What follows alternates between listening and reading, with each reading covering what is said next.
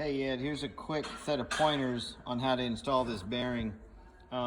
Instructions come with the bearing, and ours is a single V-lock bearing. It's this one here, and it's this correct installation part right here that we really got to pay attention to.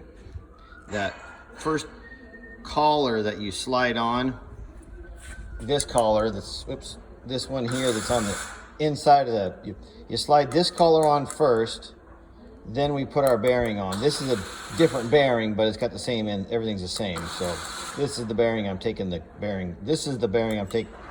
housing I'm taking your bearing out of. Anyway, so you slide this collar on first, put the bearing on, and now the challenge is going to be to suck this collar in all the way, nice and tight, before you put this on. And here's the way one of the bearing guys showed me to do it in his blind installation.